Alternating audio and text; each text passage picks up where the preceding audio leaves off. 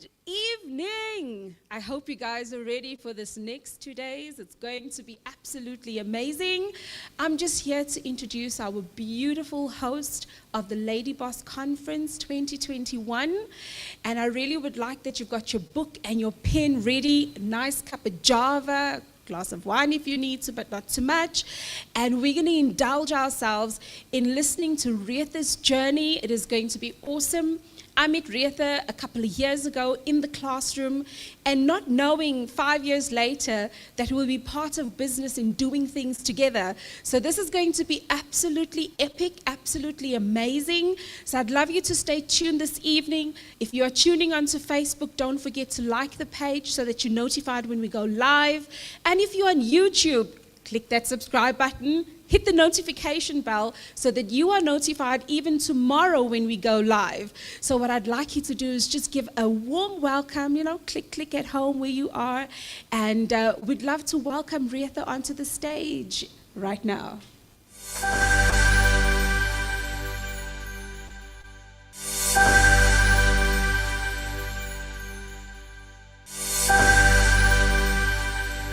Everybody, it is time, and it's time for us to open our Lady Boss Conference. I have been so excited to just be here and to meet all the ladies from that's coming tomorrow, that's going to be part of our high tea, but I've also been inspired by all the wonderful women I've been talking to over the last couple of weeks, and you should have seen all of those amazing women on our YouTube channel. If you haven't seen it, you know where to go and find it. But tonight, I'm just really, really happy to be here and to open up this great event for us, right? And it's all about women and how we can create a difference in the world and in our lives and change the story of our lives and the story of our family's future. So that is what it's all about. And can I get my slides, please?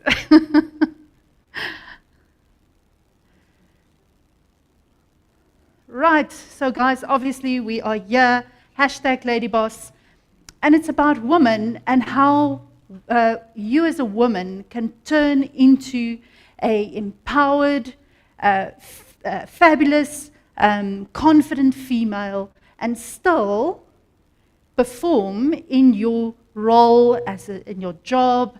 But tonight, really, it's and over the next 2 days, it's about how do you become an entrepreneur and what is it that's holding women back from becoming the next thing and to get out of that cycle of, I don't know, for me it felt like slavery, okay? I didn't do stuff I enjoyed, and I had to ask for permission to just take my sick child to the doctor, and that's something I do not like. So, guys, yeah, so let me continue and introduce the rest to you.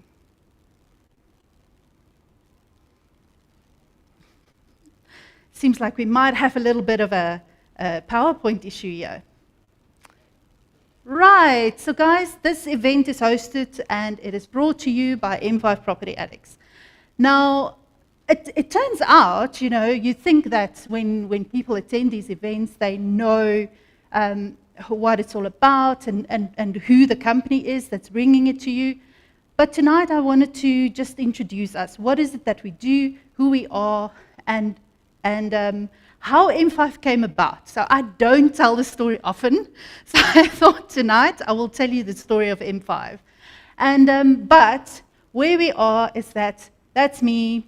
My name is Retha van Rooyen. I'm the CFO of M5 Property Addicts and the co-founder of M5 Property Addicts as well. Right? So this company started about, almost 5 years ago now. And TJ over there, he co-founded the company with me. We also have Bevan, who's the property manager, Hubert, the developer, Elise, who's our legal counsel, Seth, who is actually the main person and the main company, really, that's putting this event together for us. So I think he's the biggest male feminist in the world and allowing us to have this beautiful paying and everything. He just, organized all of this for us. So I'm so excited that we have these great men also in our company. And then there's Terence as well. He's now the managing director of my student house and our COO. So this is the faces of M5. And but who is M5 and what do we do? So we are a investment company, a property investment company, but we're also entrepreneurs.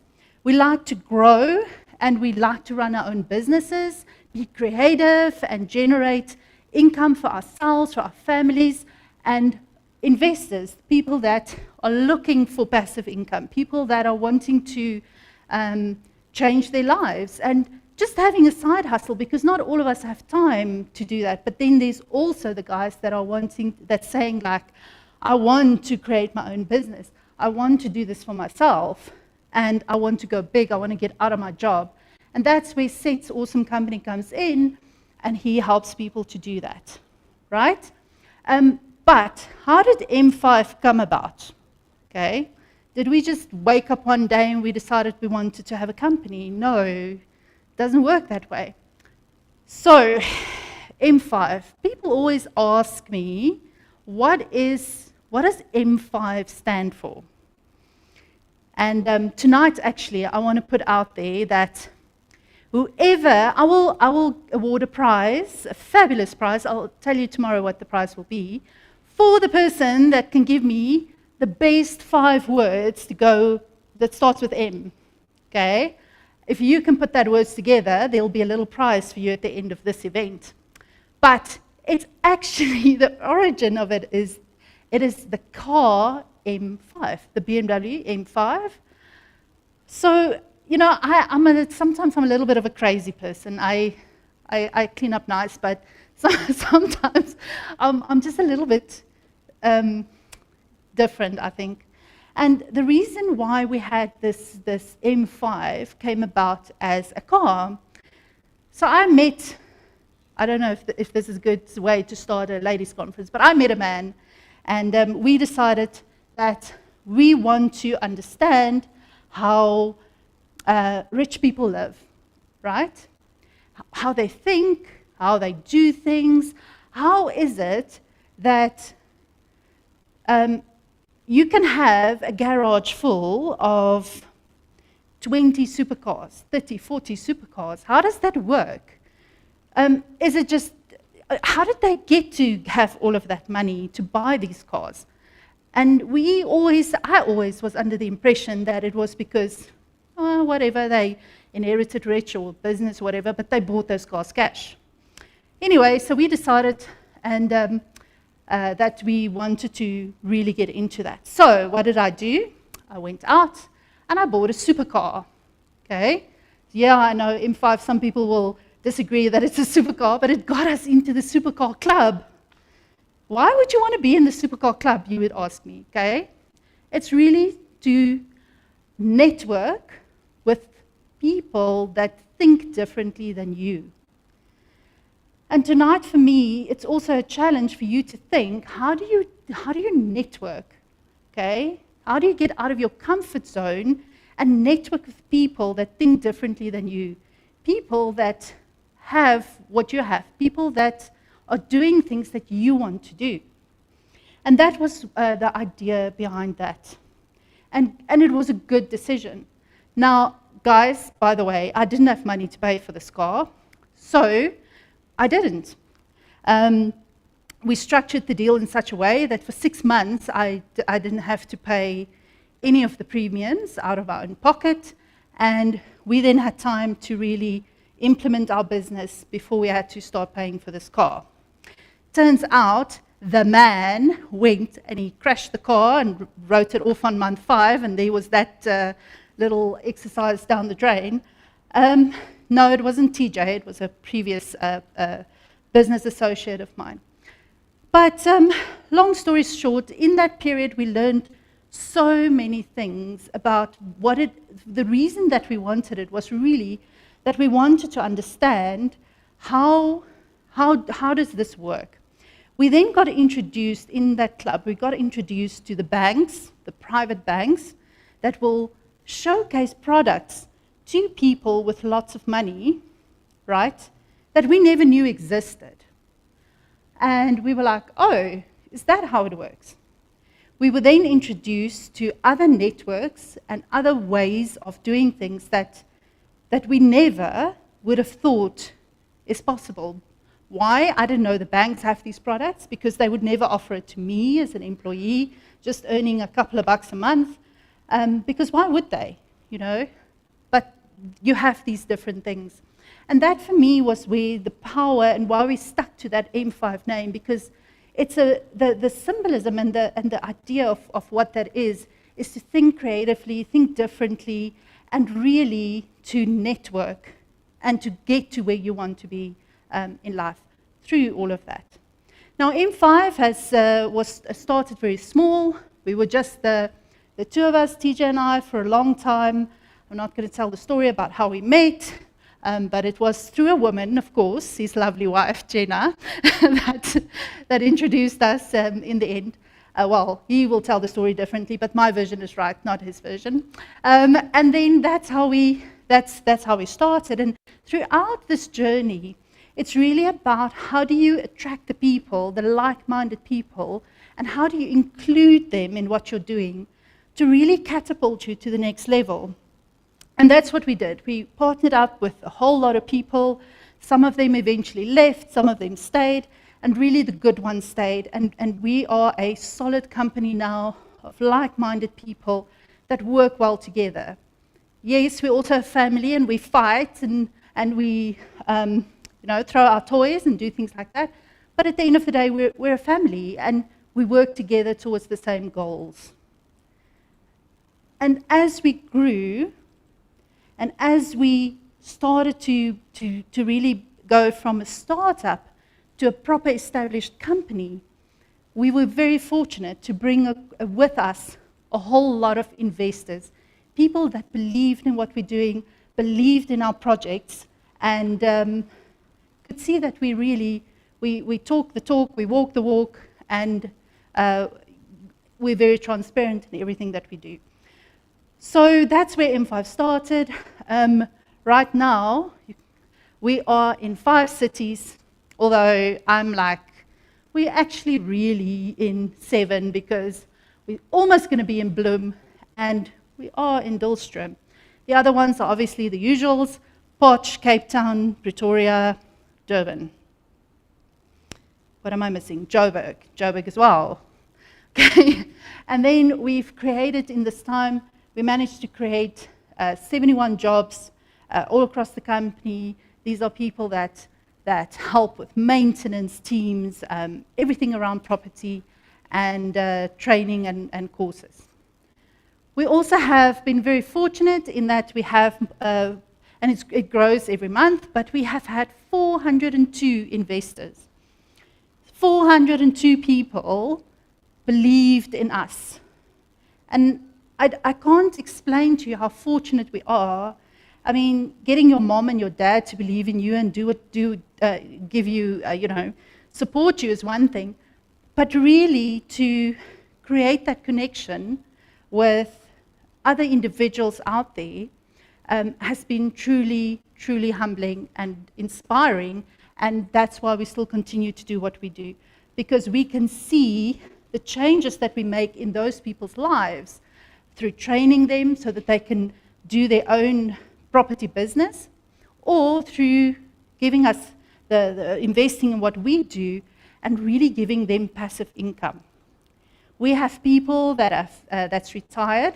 They love the model because they get money monthly, right? And nowhere in South Africa can you get a decent pension. Your pension payouts every month and so on is really, really low amounts that you get currently, especially because of the interest rates. So we have doctors, professionals, engineers, project managers, retired individuals, all of those guys that are wanting and looking for passive income. So a lot of them really being part of us and the family there. 219 families that we're housing in good quality, affordable accommodation across the country, and 320 students. And the plan is to go up to at least 2,000 next year, and then 8,000 by the end of the next 3 to 5 years. And we are on target to meet that. So that's very, very exciting as well. And for me, obviously, you know, personally, my passion is in students, and really to house the future leaders of the country is sometimes very frustrating because they don't know they are yet the future leaders, right? But I know that. I've seen it, I've lived it. So I know that they are the future leaders. And who knows? I hope that one day I can say that our president has stayed with me at my property. And so that's all about what we do and who we are. But that's not what tonight is all about. Tonight is about the ladies in the house. So, Lady Boss. Why Lady Boss? Okay, so Lady Boss really, over the next 2 days, has been put together to inspire everyone out there. Why inspire? I mean, what does that even mean? So inspire is to give you the will or the desire to do something, the feeling of confidence and that you can also do this, right? All of the ladies that you're going to be seeing over the next 2 days are normal people, anybody. It can be your mother, your sister, it can be the next door neighbor. These are women that have done the extraordinary in life and has accomplished things that apparently only 19% of women out there do. They've created their own businesses. So it's really to get inspired and to give you that desire and that I don't know, your energy, that's the word I'm looking for. The energy to really go and also do this for yourself. Then also it's about empowering, okay, giving you the power, the confidence to know that you can do this, right? Giving you the tools and the strategy to get to where you want to, where you need to be. And it's also about educating you. So, okay, great, you know, I have the desire to do it, I've got the confidence to do it, but how do I do it? And that is also about the education part. Let's help you and let's show you how to do it, how to get there, and to be part of this journey over the next 2 days. So that is what Lady Boss is about. It's about girl power. And I have spoken to so many women out there in the last couple of weeks that have done and worked in environments where I didn't even realize that I have my own ideas about men and women. But I mean, look at Jocelyn. She's a bodyguard, okay, a protector. I like that word better. But in essence, she's a bodyguard. And who would, when you think about a bodyguard, it's not like she's this huge, bulky person that's now going to protect someone. No, she's just a powerful package that can protect any man out there. So that for me was quite amazing. And then we had Tina, who's a politician, right? A municipal councillor, which is also a very, very male-dominated world. Who wants to vote for a woman? And you get people that are like that. Women can't get the job done. Women can't negotiate and go and fight in Parliament where people walk out and you see all this drama and tantrum throwing. So how can a woman be in politics like that? So she has made it, and she's a councillor in Ekurhuleni. Amazing, amazing lady with a beautiful story. And then there's like Naila, who is a international luxury properties that she does. International, and a very humble lady. I thought I was going to meet with this powerhouse woman that's just going to be like, yo, this is what I do, and I'm all over the world. but she's a lovely, lovely person. And I think sometimes we have this idea about how people are, and when you meet them and you connect with them, it's a different story. And I have had the best time with these ladies. And there's Asia, which is like amazing as well. She's got this environment where she teaches vulnerable kids that dropped out of school. She teaches them practical skills in today's life. How to fly a drone license, how to do websites for people. And these are kids that come from drug homes, off the streets, and she takes them in, she teaches them a skill, and they earn pounds. So there's so many things that women can do out there that have truly inspired me to do this conference for you guys over the next 2 days. Right, so tomorrow, who do we have? We have a very, very exciting lineup for you guys. So these are the ladies that will be joining us tomorrow. So first of all, I'm going to go in order of how they're talking. We've got Vumile. Vumile is going to open up the day for us. It's like when I read about her and I saw her TED Talk, I was blown away. Here's a woman with 6 qualifications, right? 11 awards from all over Africa. The type of award she got is most influential young person. She was number 34 in the most powerful woman in the Mail and Guardian. So she will be here physically on site, and she will be talking to us. So if you want to still come, you better be quick, because you can meet all of them tomorrow at the high tea, and you can interact and talk to them as well. Then we have Lebo and Melody. They are a powerful duo of ladies that help other companies take their business online.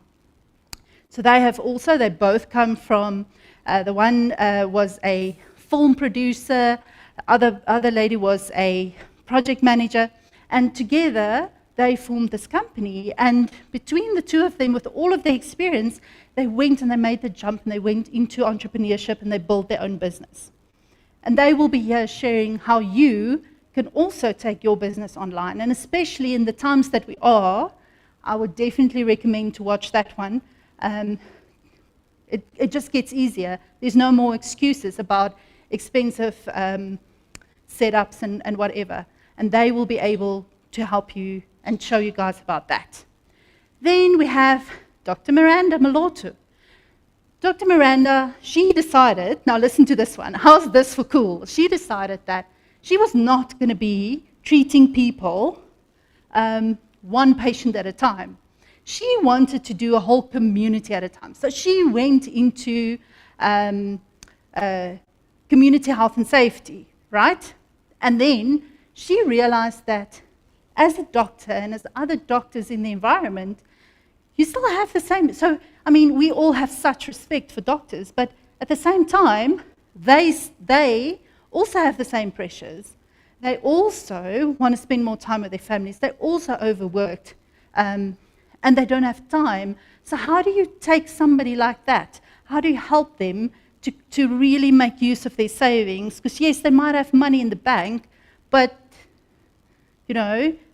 that money is not going to get them the retirement plan that they want. They can't sustain their lifestyles in the long run. So she helps those professionals to make the best use of their savings, and she has coaching programs for women and men, I suppose, that are that. She's also the co-host of the Property Magicians podcast, which is one of the biggest podcasts across Africa.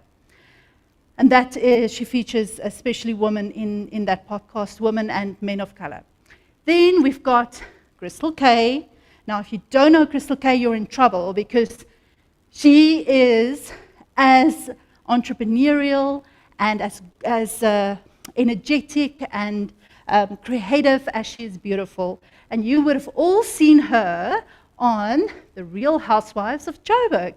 Yes, she was in season 1, and how's this for tenacity? After all of that drama, she still went back for season 2. None of the other ladies, well, one, but the rest of them didn't have the guts to do that. So, well done to her.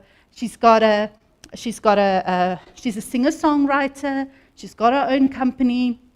She's an image consultant, and she will be here tomorrow to also share her journey and her energy of what she has accomplished over the years.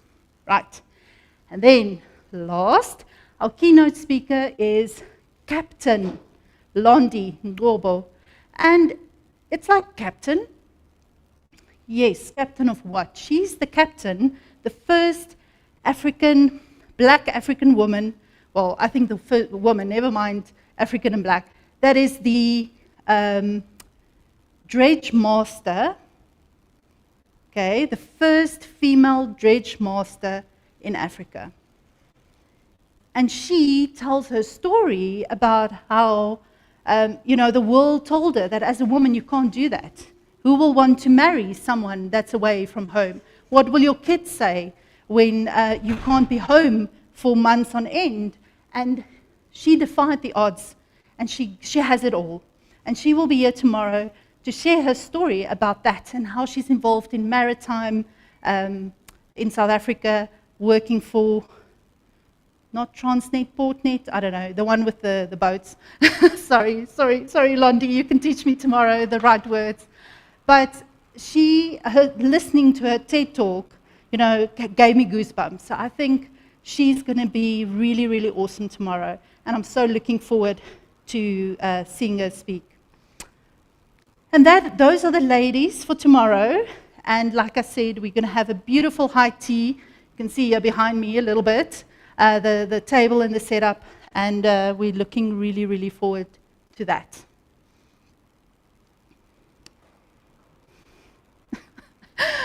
So, what is tonight about? So, will you allow us to help you? Okay, so we know what the conference is all about, but that education, that inspiring and empowerment, what is that all about? So, we always know that little circle there in the middle. That is about, you know what you know. Okay, so I know how to rent a property. I know how to, balance my checkbook. I know how to do these things. Okay, those are the things that you do every day in your job or in life, okay? But that's a very, very small portion of what there is out in the world. Then there's certain things that you don't know. So I know there's certain things in legal and tax that I must look out for, but I don't know what those are exactly. So that's where you get an expert or whatever, and these areas that you can go and learn how to do. Because it's out there, you want to do it, or you want to get somebody to help you to do it, but that is where things that you don't know. And then there's the rest of the world, okay, which are the things that you don't know that you don't know. And that is where this weekend is the first step towards that. To really open your mind for you to start to see those things that you don't know that you don't know. And I want you, as we are going through the conference tonight and tomorrow, I want you guys to put in the comments every time something hits you and it clicks and it's in your head and you're like, wow. I remember when I was doing my first property investment course, I was like, boom.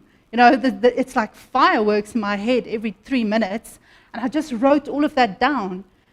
So as you're going through this and you get that boom feeling, then really what you must do, put it for us in the comments. Because you might just not put something in there that somebody else didn't notice. And that's also what this is about. It's about women supporting each other and teaching each other.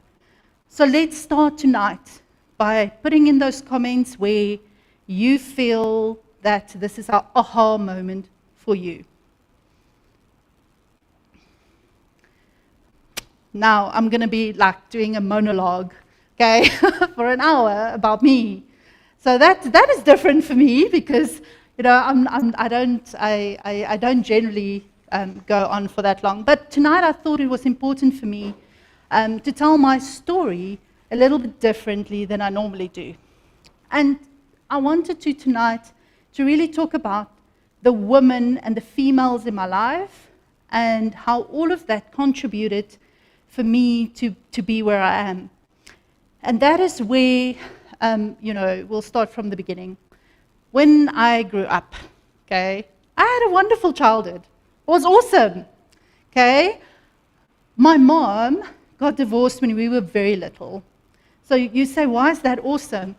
Well, like your dad, people would always be like, your mom would always be like, I'm going to call your dad, and he's going to come and get you, and then you must listen, right? So we didn't have that. So that was awesome. Then she got married to a financial plan, but he was never at home. So my stepdad was great. He looked after us. He gave money so that I could go and study, and I'll be forever grateful for that. But the nice thing is he wasn't around. So it was just us girls. So I have a little sister, and, just a little bit younger than me, just 2 years younger than me. I'm the oldest. And my baby brother was born many years later. So in the end, it was just us girls. And my mom was like one of those passive-aggressive people. So whenever we did something we were not supposed to do, you were in trouble when you woke up and there was a letter on the pillow next to you on the bed. And you read that letter, and you can feel like, okay, the energy and the emotion coming from that. And that was her way of scolding us. So very, very casual, just growing up, just the girls in the house. And that was really, I don't know, I liked it. I'm sure that, luckily I wasn't a boy, because otherwise maybe I would have had daddy issues, but I'm okay. And that was really my life as a young girl growing up in Richards Bay. Right, but I suppose the one thing that really I only realized much later where the gap came was, in the old days, I'm calling it the old days, but it's like not that many years ago, women really wasn't in charge of anything related to money, right? So all I knew about money was, there's money, we went to the shops, and we spent it. Like, okay, but I never had that input from my father or from a male who in those days were the breadwinners, the guys that did all the investments, that decided about, are we going to buy a house, are we going to go and buy the car. So I never learned how to do any of that. I heard my uncle once talk about bad debt and good debt, and I still regret never asking him to give me the detail of that. But anyway, bygones. So we really then, when my mom then divorced her financial plan, ladies, don't make a man your financial plan. At that point, she was devastated, not because of him, but because of the fear and the uncertainty about what is going to happen to her, right? How is she going to make money? How does money work? She didn't know how to buy a car. She didn't know how to get insurance. She didn't know about savings. She didn't know any of that. Right? At that stage, I was like in my early working years. And at that point, I then became her financial advisor. Not that I knew much, because I never learned a lot about money. But I was the person advising her about what to do with her money. Did I give her good advice? Not always. One thing, though, is that she did buy the house. I bought the house for her when she divorced the second time. So at least that was the first property that I bought, which was a good investment, because I got it also at a reduced rate, which was really amazing. So at school, just growing up, I ended up being second in high school. And my mom loved to run around and telling people about her clever daughter. And I just always wanted to put my head in the sand and just die because I'm like, Mom, don't do that. But why are we like that as women and as girls? Why don't we just stand up and say, yes, I did it. That was me. I rock. We don't do that. And for me, I was always embarrassed when she used to say these things. And then my guidance counselor at school. So I realized, actually, while I was preparing for this, that I'm actually like a little bit of a stubborn person. Because at school, when my guidance counselor told me that I would make a great nurse, not a doctor, nurses are awesome, by the way, but I was just, in that moment, I was like, a nurse? You know, I'm second in my school. Why do you tell the boys that they can be doctors and I must be a nurse? Like, no. So that just immediately put me off that whole listening to guidance counselors at school, for one. And then my dad was home for a little bit at a time, and he said, well, why don't you do chemical engineering? Of course, when I spoke to my peers, guidance counselor at school, they were like, no, you don't do that. That is a man's job. It's only men that do that. You shouldn't be doing it. Of course, then I did it, right? I had to do it because they told me I shouldn't do it. Don't tell me I shouldn't do it. So I did it, and I passed, and I went on. And at the end of my university years, I only realized years later that, you know, we all applied because it was like the best company to apply for as an engineer at that point. It wasn't an engineering company, but it was a consulting company, and they only hired me from my whole university year. They only hired me in the end. And I didn't know that at the time, and I only realized this years later when the lady that interviewed me, we actually became good friends. And so what I'm trying to say is throughout my life, things happened, and at no point in time did I think, well, that was me. Okay? I always thought, no, I was lucky. Or, yeah, I was lucky because I got to the interview early and I managed to talk to the HR lady a little bit before the actual interview. I didn't even know she was, so I was lucky. So nothing in my life did I ever do myself. I was lucky, right? So I must be like the luckiest person in the world. But anyway, so that was me. And then when I started my working career, and this company was awesome, right? It was awesome. It sent us to the USA, and I got to fly for the first time out of the country by myself, and it was exciting and amazing. And then I grew up, and I realized that this company had the most amazing policies for women, right? That's around maternity leave and women equality and all of that. So I really thought in my first years that this thing about women's rights and women equality and the wage gap, I thought all of that is nonsense. Like, this company doesn't do that. Definitely not. I mean, I've seen all the policies in the documents.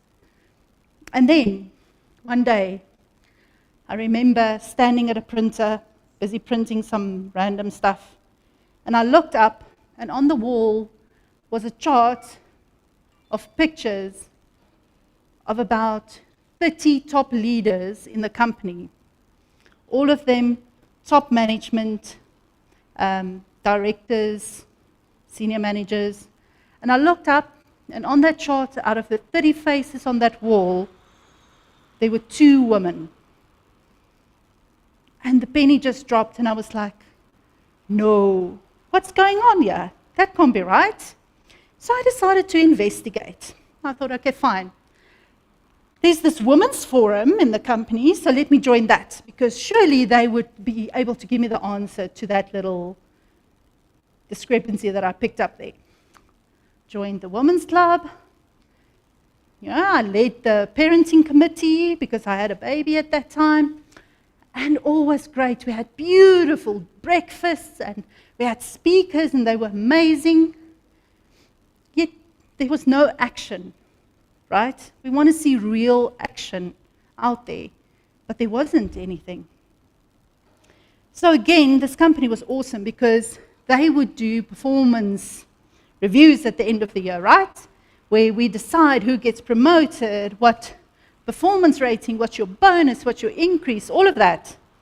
And the amazing thing is, they taught us about unconscious biases, and they would actually look at that in your charts. At the end, you come up, okay, this is who's getting promoted and not. And what they would do is they would then take that spreadsheet and they would twist it and turn it and check, by workforce, by this, by that, everything. They will check that there's no unconscious bias towards a certain group of people. And then I realized that they're doing that for everything but not for women. So I asked the question, and HR was sitting in the room together with the director of that group, and I said, can we please do that cut? Can we please do it for women? I want to see how many women are we promoting this year. They refused. And I was labeled as controversial and making noise where there shouldn't be. And really just, that was the end of that. And when I spoke to HR about it, I was really told that, what, that's not our mandate. We do, this is what the company says we must do, and that's what we do. So if you have an issue with that, take it further. So I was like, I don't understand. So I then spoke to some of the women leaders. And when I spoke to them about this women's forum that I joined, they used to laugh and say, you know what? That place is just for women that are lazy, they don't want to work, because they get time off to go and sit in a breakfast for 2 hours. So they were actually also discriminating against other women that actually want to make a difference. And that's just, I think for me, that's sort of where I'm like, you've got to be kidding me. If this company with all of these wonderful policies aren't protecting women or aren't giving women the right opportunity, then, what's out there left for us? And I was really, really disappointed. I remember another time where this senior manager in the company, her child was very, very sick and had to go to hospital. So she stayed home. She took a week off to be with her baby. She just got back from maternity leave, so the baby was still really, really young. And the other woman in that, the youngest single woman in that single non-baby woman, I don't know, what do you call that, non-mothers, they would be so nasty, and they would say, you know what, I'm going to go and rent myself a baby so that I can also stay home for a week. And why is it that these women can stay at a home like that, And that's where I realized that there's also, a penalty for being a mother. And this really is, and I think for me what really broke my heart was that it was women doing it to women. It wasn't even the men. So why? Why are we like that, And for me, this conference is about breaking out of that and for us to support each other. Okay, so then that was sort of the history with the unconscious biases and the motherhood penalty. And then, of course, guess what? I had 3 babies. So you can imagine my penalty, right? 3 babies later, I knew my career wasn't going to go anywhere. And that's where I realized that, okay, now at that time, my mom was sick. She had leukemia, and I had to pay for her hospital bills, her chemo. My brother was still living at us at some point. My husband was retrenched for the 2nd time, and now it's just me, and I need to keep this family alive. Now I'm not even thinking holidays and fancy things like that. I'm just thinking, yo, I need to put food in the mouths of these kids in a house, a roof over our heads. And that is really where I decided, okay, this is enough. I need a side hustle. I just need like 3,000 or 4,000 rands a month extra so that I can pay some of the school fees, can pay a little bit of nappies maybe, and just do a little bit of that, okay? And then I started looking around. And the best thing that came out of the company that I was with was they put me on a course.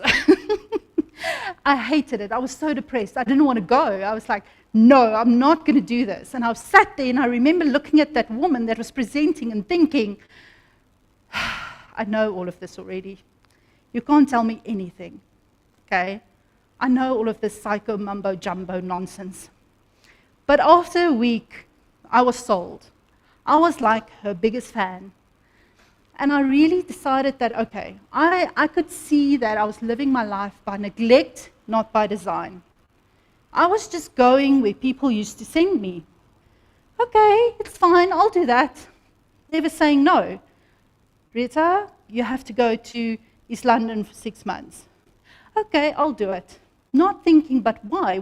How's that going to benefit me? It was never about me, it was just going where I was sent.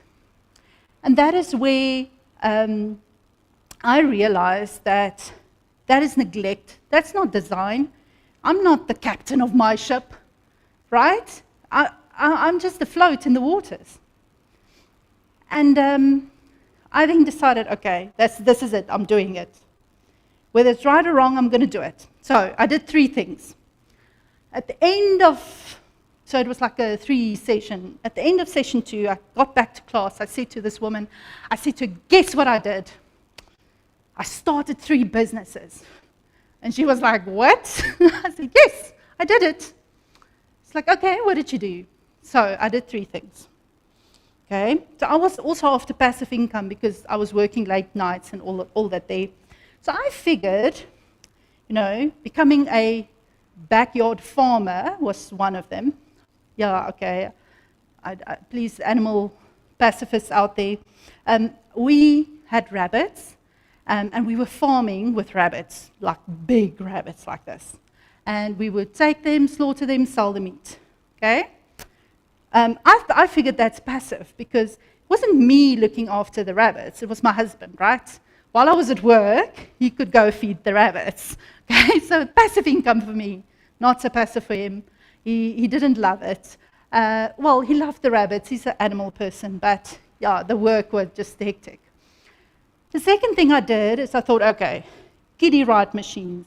Those things, this was now my 3rd baby, so, there's always like, Mom, and the crying and the nonsense, and you just put a coin in to keep them quiet, right? It's like, please don't make a scene, just here's a coin. So I figured, how cool is that? That's going to get me like passive income, and every parent is doing this. And I put my machine at a restaurant, but I put it very far away from my house. So, went to drive to go get the money once a week, get to the restaurants. I'm like, petrol. And then, of course, you're hungry when you get there, so you have to have dinner. So there goes my passive income, right? Gone, poof. So that didn't work. And by the way, we had to go every second day because these freaking machines used to break all the time. And now I have 1 or 2 machines there, and now I have to drive every second day. And that didn't work, so sold that at a loss. The 3rd thing I did, which was also quite, I don't understand, okay? So we had these big tarantulas, okay? They're literally like that big, like a whole hand. Not my small hands, big man hand, okay? They are huge. And these things used to eat cockroaches, but these big Madagascan hissing cockroaches. So we decided, okay, cool. We have lots, and I think at one stage we had like 300 of these spiders, baby ones that, because they breed. Husband hobby, that one. Then I decided, okay, we're going to get cockroaches. So we ordered a batch like 1,000 cockroaches in a tub, and it got sent through the mail, and we put a little nest up for them in a bucket. And I was like, that bucket better never come open because I hate cockroaches. And then put the cockroaches in the garage, and these things wouldn't have babies. Where in your life have you seen cockroaches not wanting to have babies? I thought this was going to be like a money machine, sell those cockroaches to the pet shop. Yeah, so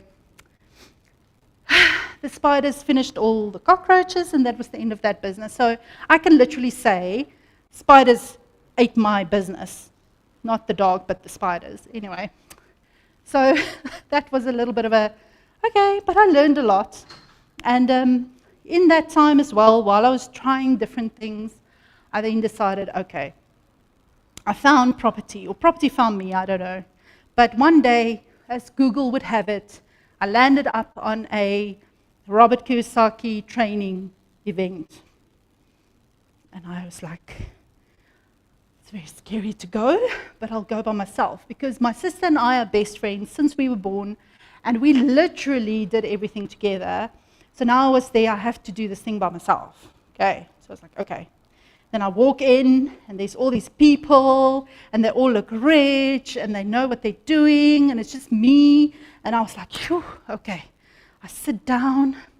The end of that, long story short, bought the course, did the whole, like a 2-day training event, and started with property. And that's where my mind really went poof, poof, poof, fireworks in my head. And that's where it really opened up to me, and I was like, okay, how do I do this now? So I got myself a coach, and my coach he wasn't the most experienced when it came to property in South Africa, but he was the right coach for me in my life at that time. And the one thing is that he was more like a life coach.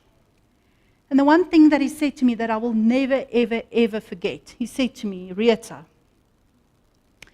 don't ever think that there are people out there in the world that can pay for a kid's toy as much as you pay for a house.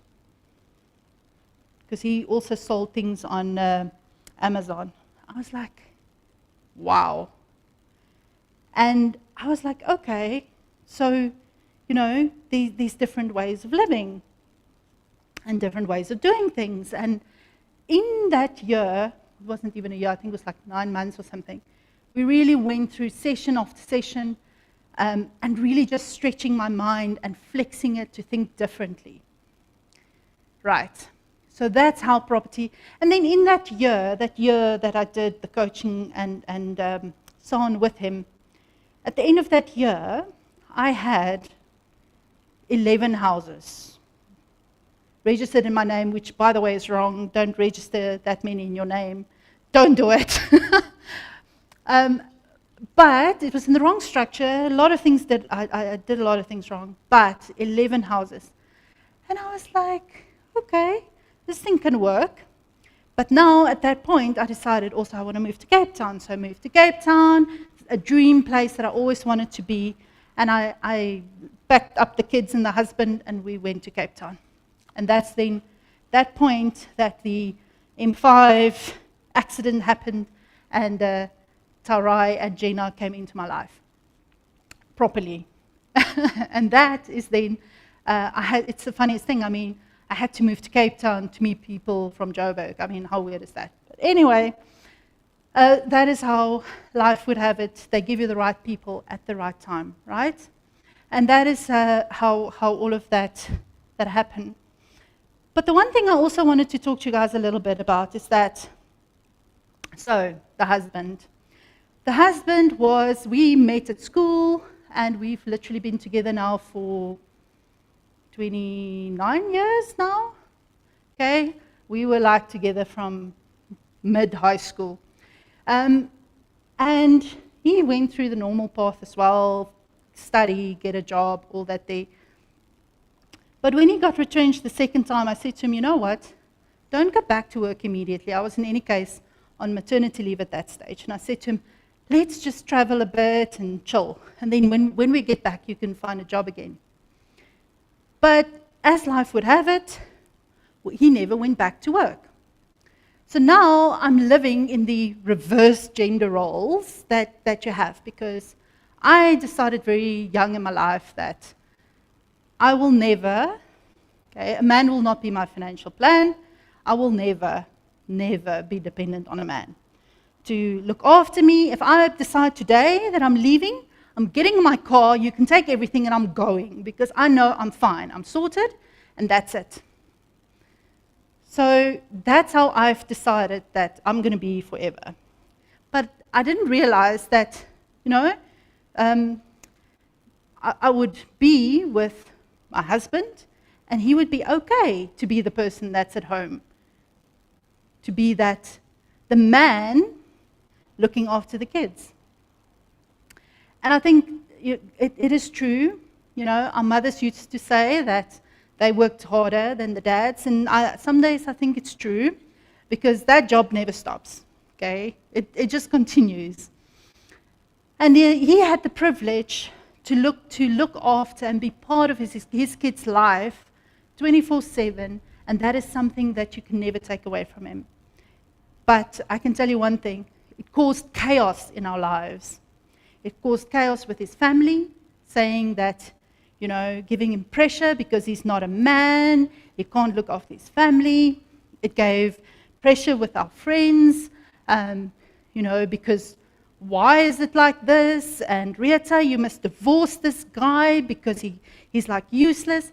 And I'm like, but why? It's just why is this like a thing? Our mothers used to stay at home. Our dads didn't just dump them 2 minutes later. So why should I? And, they said, now I heard, it's like, we'll see how long that's going to last. Well, it's been 29 years and it's still lasting. So definitely gender roles are there to be broken. Okay? It's there to live the way you want to and not to conform to all of that. I was actually watching TV the other night as well, and okay, fine, I'm going to say it. So I watched the Real Housewives of Joburg just because we have Crystal here tomorrow, okay, and I wanted to be like, to see how she is and how awesome she is, and a lot of that gender roles came out in that series, and I was like, these guys, women are still, and these are rich and powerful women, yet they are still living in gender-confined roles. And it's like it's everywhere, and how do we break that? And how do we... So in Sweden, I had this awesome chat with Tina, and in Sweden, she did her a law degree in Sweden, a master's degree. And she was saying in Sweden, and I'm sure you guys have heard this, but they have the best gender equality in the world. The dads get to take paternity leave for long, right? Not just the 3 days we get in South Africa typically, but long. I think it was up to 18 months that the mother or father can take off, obviously not both at the same time. And as a woman, when you walk in the streets, you feel safe. You feel respected, no matter where you go. And the moment she got back to South Africa, a lot of things changed. And she could definitely feel the difference between Sweden and women equality and South Africa. So that was also a very interesting chat over there. So I also, live tonight, I'm going to make a confession. A confession, okay? This little bird didn't leave the nest. I was kicked out of the nest, okay? So what does that mean? So literally, we talk about leaving our jobs and wanting to not be confined and feeling like a slave and working long hours and being with our families. And I've had a side hustle building a company for the longest time, yet I was too scared to leave, right? And I was like hanging on, doing whatever I could to still do my work and still have a business. And by the way, if you think about going into business, don't tell your boss, because they cannot believe that somebody can work 18 hours a day consistently for a year nonstop. Yes, it is possible, and I did that, but they wouldn't believe it, so they thought I was like stealing their time, which I wasn't.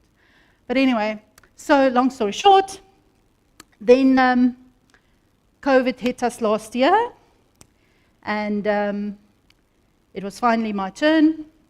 I was retrenched in June of last year, and I was like, I'm so scared. How am I going to pay myself a salary? Because at that time, I wasn't taking any money from the business as a salary, nothing. We were just investing it back to grow, right? And I was like, I can't do this, okay? I have no backup plan whatsoever. I can't, my mind has been stretched. I cannot go back to working for a boss. I cannot, because I will be the worst employee, the nightmare employee that you have seen in your whole life, okay? So I cannot go back. So it's like, fine, okay, I'm going to be fine. And then, luckily at that stage, the student accommodation business that I created, My Student House, was our first payment from the university came in August, so it was like 2 months, so my retrenchment money just covered me for like 2 months, and then come July, I had a bit of money to carry me through until we were starting to get the university payments coming through. And I was fine. But I will tell you one thing, it has been the scariest thing that I have ever done. And I think it would have been a lot more worse for me, a lot scarier, if I didn't have new property family in my life. I don't think I would have been able to just make that jump and hardly even feel it. So it's very important to have a support structure. You know, we talk about a family, you know, when women say, oh, I've got kids and all that, it's always about, okay, well, who is your support structure? And then you're like, yeah, I'm close to my mother, blah, blah. But in business, you also need to have a support structure, people that are like-minded, that can do and complement you in the skills that you don't have, that can do that for you, with you, as a matter of fact. And then I was out of the nest, finally. And I was very, very happy that finally came to pass. Although, yeah, conquering my fear, I suppose, was one of those things. So that is my story about, from beginning to end, about the woman in my life and how everything came to be. And I hope that tonight, I think I want to end off. Hello, can I get my presentation? I want to end off. For me, there's really 3 things that stand out about why women fail, or even worse, why they don't try. And these are things that I learned, okay, or that kind of stood out time and again with me talking to other women in the podcast that I did, in general. So when I started to realize that, you know, I'm out there now, I'm a business owner, I'm an entrepreneur, loving it, loving the creativity. But why is it that, number one, it took me, in the end, 24 years to make that jump? Why? And it turns out that there are a lot of other women that feel that had the same reasons why I never did it. They had the same issues when they made the jump. And for me, there's three things that really stood out. The one is fear, right? So the fear that, for me, it was the fear that I've got so many people reliant on me, being dependent on me. The fear of looking stupid, okay? The one thing I never want to be is wrong, okay? I like to be right. Yeah, I will change my mind if there's evidence of me not being right. But, the fear of other people ridiculing you for trying something. But I never actually took a step back and thought, but I'm not the idiot, you are. You didn't even try. At least I tried.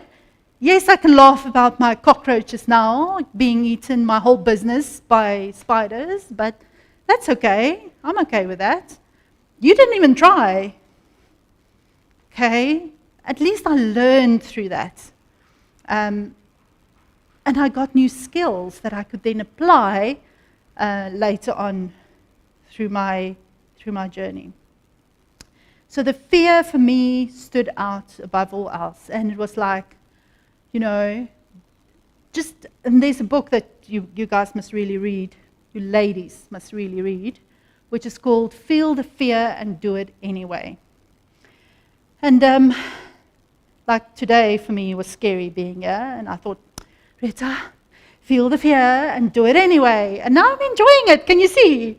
Anyway, so that's me. And then there's the self-doubt. And it actually turns out that, and I Googled this because because for me, there were so many women that came through and said that I didn't think that I could do it. I didn't believe in it. And I Googled this, and you can Google it as well. 85% of executive women suffer from a condition called imposter syndrome. What is that? That is the self-doubt, thinking that you are just lucky. It's not you. You are just successful. You're just pretending to be successful. It's that fake it till you make it, but you always feel like you're faking it and you're never making it, yet you are. So it's really about that self-doubt. And I couldn't, my mind was blown. It's like 85% of all executive women feel that they are fraud, that they are fake in what they do. And when you know and when you see in yourself that that is something that you tend to go to, and I definitely am like that, so there's that as well. But even now, sometimes I must just think and say, no, Retha, you were not lucky. Luck comes to the people that are prepared. Luck comes to the people that take action. Luck comes to people that work hard, right? And you will have more and more luck. You build it up. It's like a compounding is what I call it. The more action you take, the bigger the snowball, the more luck, but not luck, is it that you have. Is it lucky that I got 11 properties in 1 year? No, because if I'm such a lucky person, surely that should have happened 5 years before that, right? No, I was prepared, I was learning, I was challenging my mind. And therefore, it's not luck. I wasn't lucky to meet that builder that got me 6 of the properties. I wasn't lucky. I was meeting him the day after New Year's. I was out between Christmas and New Year. I cancelled my holiday and I was looking at properties. Going out there, viewing properties, putting in offers. How's that luck? So when you feel that you are in that boat, you can see that in yourself.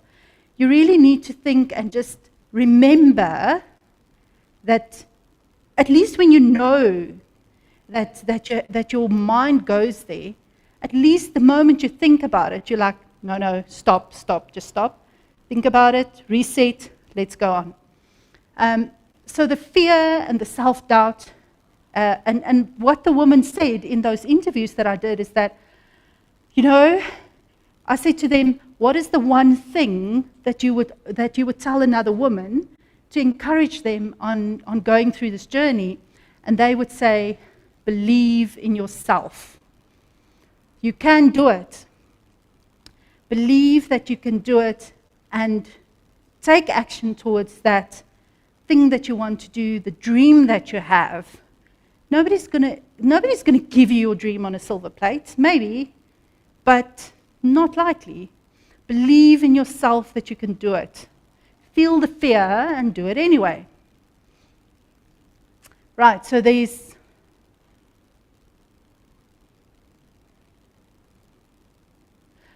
then there's also obviously the gender roles, right?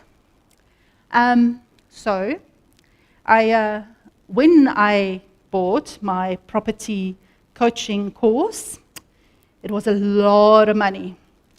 In fact, it was my last money that I had in the bank, or not even in the bank, in some credit card somewhere. And I was like freaked out. And when I signed up for that coaching and I handed over my card and the money was gone, I walked out of there and I cried. And I remember the coach that I eventually chose, he looked at me and he said, no man, don't stress. A year from now, you're going to laugh at yourself because you were so scared about doing this. And 6 months later, I was laughing at myself. So it's really about taking that action. But the gender roles, so where does that come in? So I never, even till today, so that's why I'm not going to say how much it was on camera, my husband does not know how much I paid for that. Okay, because I was like, oh, what if this doesn't work out and I lost all of that money? That was supposed to be the kids' school fees for the year. It was supposed to be our holiday, and I literally gave that up for backing myself, I suppose. And it's about, can you make those decisions? And my husband, by the way, he's not into property at all. He's into a whole lot of things, but not property. Computers, electronics, spiders, Mars, you name it, but not property. Okay, that's my thing. Which is fine, but when we look at gender roles, and property especially as well, it's such a male-dominated industry that one would think, but why do that? So luckily I did chemical engineering, so I'm used to men, but or working with men, let me put it that way. So, and your peers and all of those people really saying, but you're not supposed to do that. That's not something that a woman does. So it's about the gender roles and what things women are supposed to do and what things women are not supposed to do. And I think for us as well, in the interviews we did and through the speakers tomorrow, I really hope that we can break a little bit of all three of these issues that we have. In South Africa, okay, another interesting stat, okay, yes, I do like numbers. There's only, in 2021, right, only 19.4% of all business owners are actually female. 19%. Globally, that figure is only 31%. So what is it? And I think if you guys have some ideas or some theories about why that is, I would love to hear it. So please put it for us in the comments. Wherever you're watching from, I would love to understand more and deeper about this topic. About why. Why is it that women, only 19% of entrepreneurs, business owners are women? And for me, it's really about these three things. And I suppose also as a business owner, you're hectically busy all the time. And it's about fear of not seeing your children, right? Because let's face it, we are mothers. We do care about those little brats. We love them, no matter how much ice cream they eat. So so that really is about how do we do both? And is it a trade-off, or can you have both? And those are the questions and the answers, hopefully, that you can find for yourself tomorrow through these speakers that we're going to have in the conference. But now, all of these fears, switch. What if you were not alone? Because I think for me, it was really about that uncertainty, that fear. All of it came in because, like I said, my sister and I were best friends, and we did everything together. So it was like, okay, I'm on this journey by myself now, right? I'm going to do this on my own. I have nobody, no backup, nobody that I begged to go with me on this course 1 to 2. They all refused. And I just said, well, I'm doing it anyway by myself now. It's fine, right? But what if you were not alone? What if you could get the right education, the right support? Okay, so if you're unsure about something, what should I do? And you could contact somebody and get that support. What if you had that? What if you could walk and work? What if I could give you the M5 secret sauce? The team that we spent 5 years building, what if I could give you that, right? To structure your business so that you don't buy 11 properties in your own name, okay? To find it so that you can set yourself up to scale, to grow your business, not just to buy one property, okay? Yes, it's awesome. One property will give you your kids' school fees. If you buy right, it will. If you buy wrong, it won't. You're going to be paying the property. You're going to be paying your tenant to live there. So how do you, what if I could give you that structure? I could say to you, here you go. We'll implement it for you. I think the most difficult thing for me was money. Okay, we're back to the money topic. Me, it was like I was freaked out. I was so scared to ask people for money, right? I was like mortified at the idea. Like I said, for me it was a big thing. I was like, this year we'll look after the money. I'm not asking nobody for money in my life. So that was a huge thing. So for me it was like, okay, all of a sudden, now I need investors, I need to do that. So that was a huge mental blocker that I had to overcome. How do you ask people for money? Well, we have more than 400 people now that I've asked for money from and they gave it to me. So what if we could teach you how to do that, how to get over your fear of asking for money, and where to find it as well? Because I always heard about this, private money, but where is it anyway? Where do I find this secret group of people? So all of that, we can teach you all of that, okay?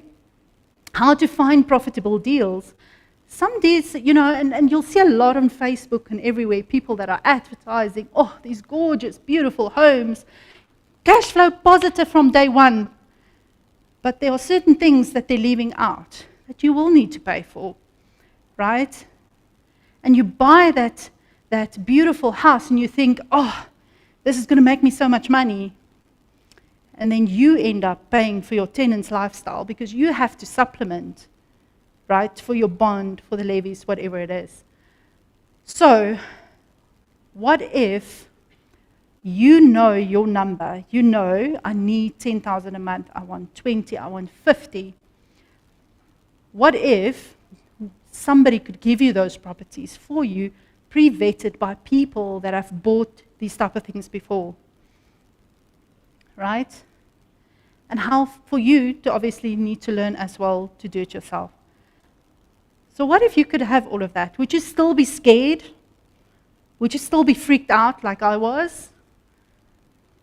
I don't know. I think if I had all of that, I just had one coach, and I was happy to have one friend that could push me in the right direction, somebody that held me accountable for what I said I was going to do, okay? And I had such a good work ethic at that point. I was like, I'm going to do this, boom, boom, boom, and I did it. What if you had somebody that held you accountable for the things that you say and for your future, for your dreams? What if you had that? And that is where M5 Enterprise comes in. And that is where you can own a business. And it's our mission to have, and my personal mission, to have as many female-owned businesses in our community. I want at least 20 female businesses by the end of 2022, successful businesses, successful property businesses from females. I want us to grow and break the mold. I want us to be controversial. I want us to be fabulous, right? And that is where you can go and have a look. Grow my business. PropDocMom, grow my business. And in there, we tell you, we help you to grow this business for yourself.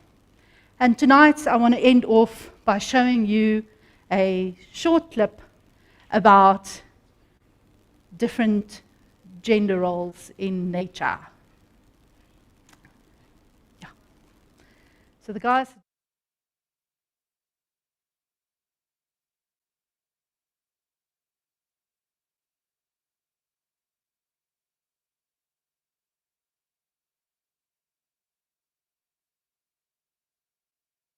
What we have in... there's no video. Where's the video?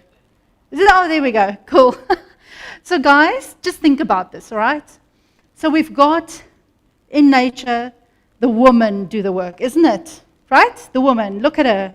She's sitting there, check that one, I want that one, I want that one. All these opportunities come by, and she's looking at it, and she's like, I know what to get, I'm going to get it. Okay? I like that one. And all of these opportunities, they are there for anybody to grab, for anybody to take, for anybody. And who does it? No preparation, nothing, just jump and do it. That's the man. Ladies, we don't have to be that lion. We don't have to be that female over there. We can be that lion, just pounce on that opportunity. Well, tonight, I'm giving you guys an opportunity. You can go to that link, and that is where my personal invitation to you to grow and scale your business. Become part of the country. Become part of the change. Become an entrepreneur, or at least somebody with a side hustle, because honestly, we cannot rely on one income anymore. And if anything, 2020 has taught us that. My husband got retrenched twice. I got retrenched. Luckily, I had my side hustle, my business. It was planned. It was set up. And I was ready. Will you be ready? Come watch us tomorrow and learn how to grow and scale your business. Thank you very much. See you tomorrow.